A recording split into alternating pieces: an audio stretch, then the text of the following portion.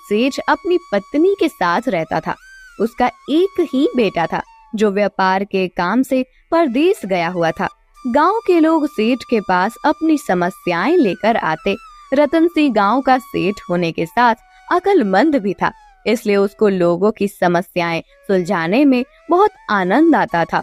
उसको इस बात से खुशी होती थी कि लोग उसकी अक्लमंदी को पहचानते थे और मानते भी थे। एक दिन की बात है, एक बूढ़ा आदमी सेठ जी के पास आया और बोला, सेठ जी, मेहरबानी करके मेरी मदद कीजिए। मेरे पड़ोसी ने मेरी बकरियां चुरा ली हैं। सेठ जी ने उसकी बातें ध्यान से सुनी, फिर पूछा, ठीक है, पर ये बताओ कि तुम्हारी परेशानी क्या है। सेठ जी, मेरी परेशानी यह है कि मेरे पड़ोसी ने मेरी बकरियां चुरा ली है।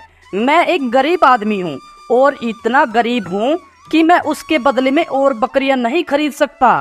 सेठ जी ने पड़ोसी से पूछा, और तुमको इसके बारे में क्या कहना है।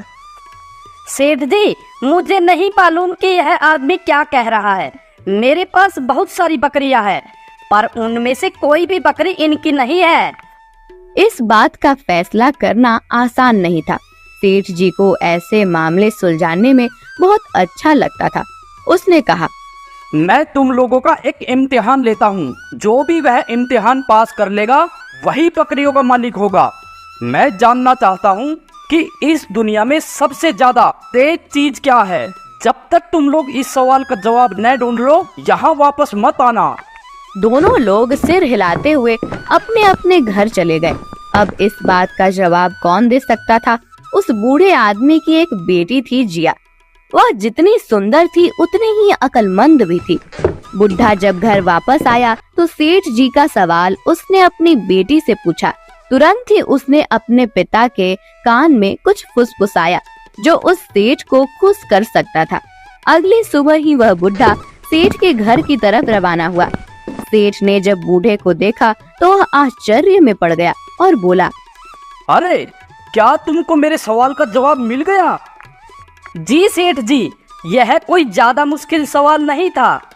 हाँ, तो फिर बताओ कि इस दुनिया में सबसे ज्यादा तेज चीज क्या है। सेठ जी, समय। वह हमारे पास कभी भी काफी नहीं होता। यह हमेशा ही बहुत जल्दी चला जाता है और हमारी पकड़ में नहीं आता। जो हम करना चाहते हैं उसके लिए हमारे पास कभी भी समय काफी नहीं होता। बुढ़े के इस जवाब से तो सेठ भी चौकन्ना रह गया, क्योंकि उसको तो अपने आप पर भी यकीन नहीं था कि वह खुद भी इस सवाल का जवाब दे सकता था। उसने बुढ़े से पूछा, इस सवाल के जवाब में तुम्हारी किसने सहायता की। किसने बताया तुमको। किसी ने नहीं सेठ जी, ये मेरे अपने शब्द हैं। मुझे किसी ने कुछ नहीं बताया। तुम मुझे सच नहीं बता रहे हो, इसके लिए क्या तुम जानते हो मैं तुम्हें सजा भी दे सकता हूँ। ये सुनकर बुढ़ा डर गया। वह और आगे झूठ नहीं बोल सका। इस सवाल का जवाब मेरी बेटी जिया ने मुझे बताया है। वह एक बहुत ही समझदार लड़की है। लगता है कि वह बहुत अक्लमंद लड़की है। मैं उनसे मिलना चाहूँगा। जी ठीक है सेठ जी, मैं कल ही अपनी लड़की को आपके पास लेकर आऊँगा। अगले दिन ही वह बुढ़ा अपनी बेटी को सेठ जी के पास ले आया। सेठ जी तो पहले ही उसकी अक्लमंदी का सिक्का मान गया था और उसको देखकर तो वह उसकी सुंदरता का भी सिक्का मान गया और बोला, तुम बहुत अक्लमंद हो और साथ में सुंदर भी। यह मेरे लिए बड़ी इज्जत की बात होगी अगर तुम मेरे बेटे के साथ शादी कर लो। जिया ने जवाब दिया, सेठ जी, यह बात बोलकर तो आपने मेरे घर की इज्जत ही बढ़ा दी। हालांकि सेठ जी इस बात से बहुत खुश था कि उसको इतनी सुंदर और अक्लमंद बहू मिल जाएगी, पर वह उससे डरा हुआ भी बहुत था, क्योंकि वह वाकई बहुत अक्लमंद थी। वह नहीं चाहता था कि वह उसके पास आने वाले मामलों में दखल दे। वह अपनी इज्जत को, जो उसको अपनी अक्लमंदी की वजह से मिली हुई थी, किसी से बांटना नहीं चाहता था, अपनी पत्नी से भी नहीं। सो सेठ जी ने उससे कहा, जो कुछ भी मेरे घर में है वह सब तुम्हारा है, पर तुम्हारे लिए मेरे घर में बस एक ही नियम होगा कि तुम मेरे सामने आए हुए मामलों में कोई दखलंदाजी नहीं दोगी। अगर तुमने यह नियम तोड़ा तो मैं तुमको तुम्हारे पिता के घर भेज दूंगा। जी ठीक है, आप जैसा बोलोगे मैं वही करूँगी। कुछ दिन के बाद जब सेठ जी का लड़का व्यापार करके परदेश से अपने घर आया तो सेठ जी ने अपने लड़के की शादी जिया से कर दी। कुछ समय तक तो सब ठीक चलता रहा। सेठ जी के पास लोग अपने मामले लेकर आते और वह उनको सुलझाते और जिया अपने घर के काम में लगी रहती। अक्सर वह सेठ जी के फैसलों को ठीक ही मानती थी। एक दिन सेठ जी ने दो लड़कों को एक पहेली दी जो अपनी भेड़ों पर लड़ रहे थे। जो सचमुच में भेड़ का मालिक था, वह लड़का उस पहेली को लेकर बहुत परेशान था। यह सब देखकर जिया से रहा नहीं गया। उसने उस लड़के से पूछा, भैया तुम इतने परेशान क्यों हो? सेठ जी ने मुझे बिल्कुल ही नामुमकिन काम दे रखा है। उसने हमें एक एक अंडा दिया है और कहा है जो कोई इस अंडे के बच्चे को मुझे सुबह लाकर दिखाएगा, भेड़ें उसी की होंगी। जिया जानती थी कि उसको उस लड़के की सहायता नहीं करनी चाहिए, पर इसका हल बहुत ही साफ था और वह लड़का उस काम को लेकर वाकई बहुत परेशान था। तो वह उसको उसके काम का हल बताए बिना न रह सकी। उसने लड़के से कहा, सेठ जी के पास थोड़ा सा चावल लेकर जाओ और उससे कहो कि वह उस चावल को आज ही बो दे, ताकि तुम कल सुबह उस अंडे में से निकले बच्चे को वह मुलायम ताजा चावल खिला सको। उसको भी पता चल जाएगा कि एक दिन में चावल उगाना उतना ही नामुमकिन है जितना आज के अंडों में से सुबह चूजे का निकलना। लड़का यह सुनकर बहुत खुश हुआ। वह तुरंत ही सेठ जी के पास चावल लेकर गया और जो शब्द जिया ने उससे कहे थे उसने वही शब्द जाकर सेठ जी से कह दिए। पर सेठ जी यह सुनकर खुश नहीं हुआ। वो बहुत गुस्सा हुआ। उसने पूछा, किसने कहा तुमसे यह सब? किसने दिए तुम्हें चावल? तुम्हारे जितने बड़े बच्चे के लिए ये शब्द बहुत ज्यादा अक्लमंदी के है। ये मेरे ही शब्द है सेठ जी, ये मेरे ही विचार है। किसी और ने इसमें मेरी कोई सहायता नहीं की। देख लो, अगर तुमने झूठ बोला तो मैं तुझको सजा दूंगा।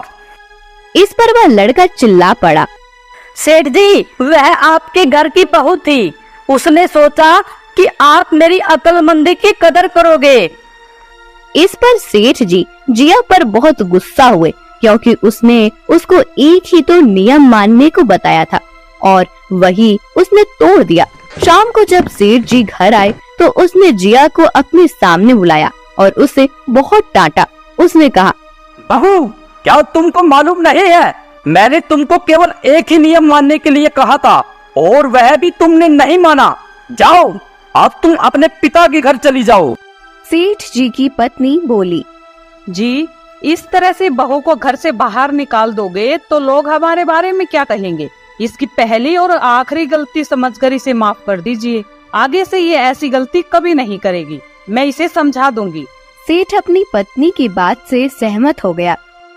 एक दिन जिया कुएं पर पानी भरने गई हुई थी। तभी कहीं से 4 राहगीर वहां आ पहुँचे।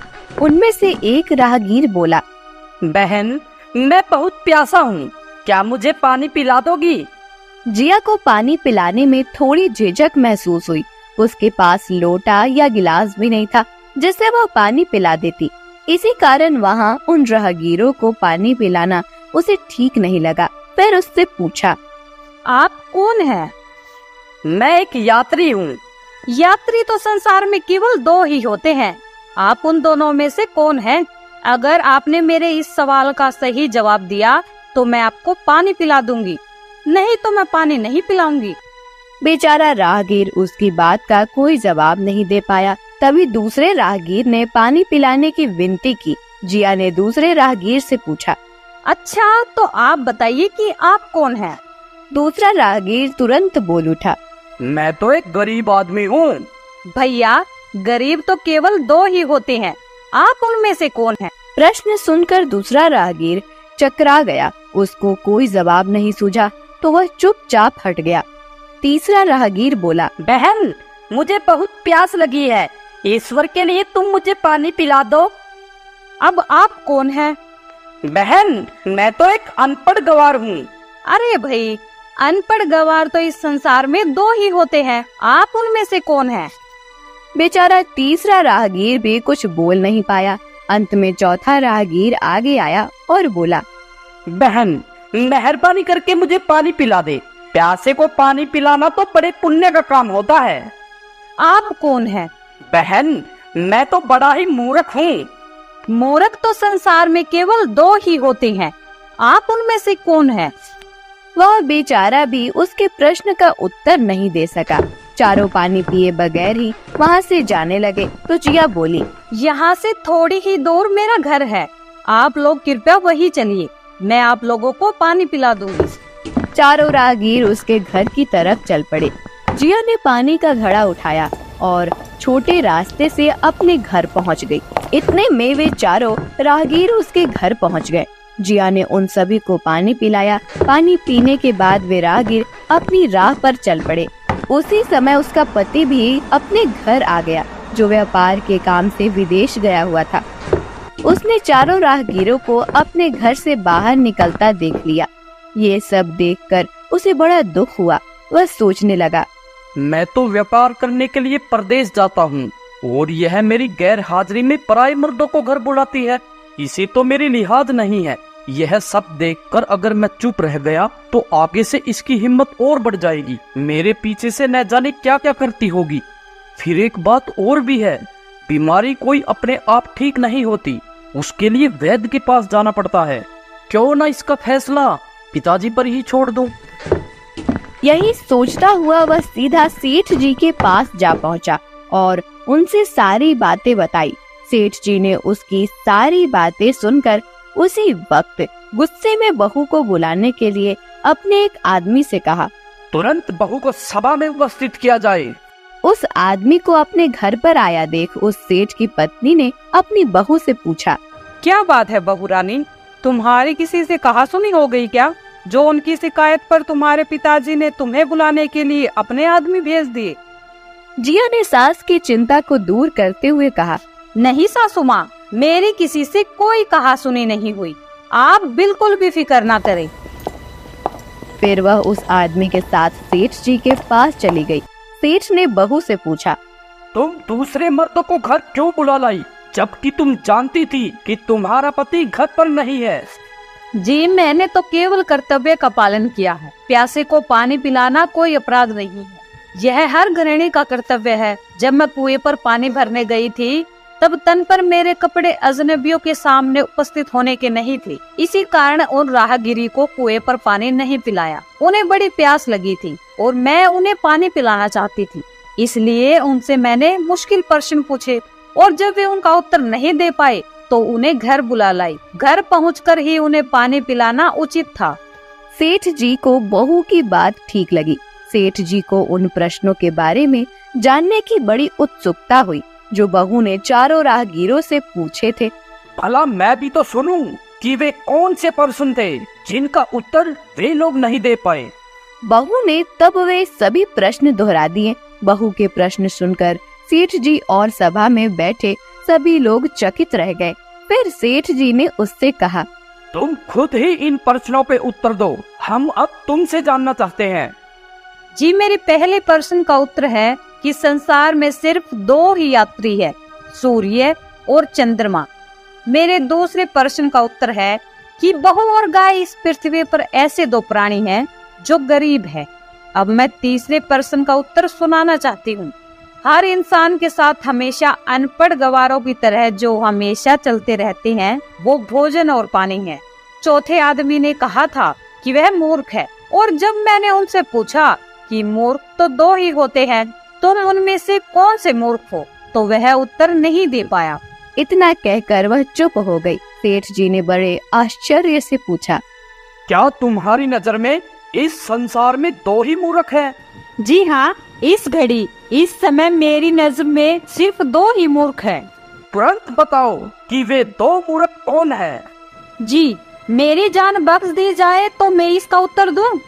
सेठ जी को बड़ी उत्सुकता थी यह जानने की कि वे दो मूर्ख कौन हैं, तो उसने तुरंत बहू से कह दिया, तुम बेफिक्र होकर कहो, हम वचन देते हैं तुम्हें कोई सजा नहीं दी जाएगी।